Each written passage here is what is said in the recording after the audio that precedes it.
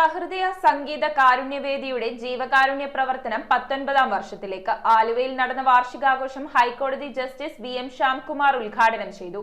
സ്വന്തം വരുമാനത്തിൽ നിന്നും ജീവകാരുണ്യ പ്രവർത്തനം നടത്തി മാതൃക കാട്ടുന്നവരാണ് മലയാളികളെന്ന് അദ്ദേഹം ഉദ്ഘാടന വേളയിൽ.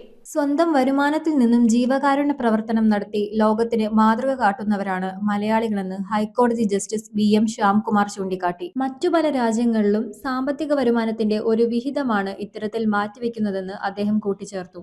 ആലുവ സഹൃദയ സംഗീത കാരുണ്യവേദിയുടെ 19ാം വാർഷികത്തിന്റെ ഉദ്ഘാടന വേദിയിലാണ് അദ്ദേഹം സംസാരിച്ചത്. ചടങ്ങിൽ വേദി പ്രസിഡന്റ് എം വിശ്വനാഥക്കുറുപ്പ് അധ്യക്ഷത വഹിച്ചു. ഈ വർഷത്തെ സഹൃദയ പുരസ്കാരം ഡോക്ടർ എൻ വിജയകുമാറിന് ജസ്റ്റിസ് കൈമാറി. സുമേഷ് സ്മാരക പുരസ്കാരം പി എസ് രാംദാസിന് വി കെ ഭാസിയും കൈമാറി. വാർഷികത്തോടനുബന്ധിച്ച് Y's Men east N Kochi, S S Menon Sahrudaya എന്നീ 3 സംഘടനകൾ ചേർന്ന് വിദ്യാഭ്യാസ ധനസഹായവും നൽകി. ചികിത്സാ സഹായ വിതരണം ചൂർണിക്കര പഞ്ചായത്ത് പ്രസിഡന്റ് നസീർ ചൂർണിക്കര നിർവഹിച്ചു. SSKV secretary S Ashok Kumar, SS Menon, George V James, EA Mujeeb, PG Nalinakshan എന്നിവർ സംസാരിച്ചു. തുടർന്ന് വിവിധ കലാപരിപാടികളും അരങ്ങേറി. ചികിത്സ എന്ന് പറയുന്നത് ആർക്കും ഏതൊരു സമയത്തും ആവശ്യമല്ല.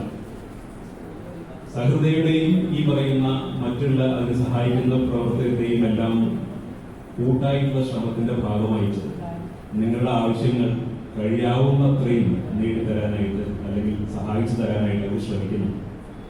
നിങ്ങളുടെ ബന്ധുക്കൾക്കും സുഹൃത്തുക്കൾക്കും ആർക്കാണോ ഈ അസുഖമുള്ളത് അവരുടെ അസുഖങ്ങളൊക്കെ വേഗം മാറട്ടെ എന്നുള്ള പ്രാർത്ഥന സഹൃദയരുള്ള ഈ പ്രവർത്തകരുടെ ഒപ്പം തന്നെ ഞങ്ങളെല്ലാവരും പങ്കുവയ്ക്കുന്നു.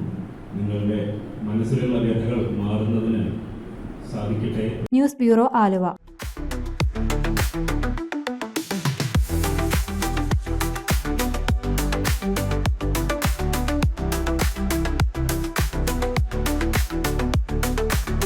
Vasanai Care Hospital,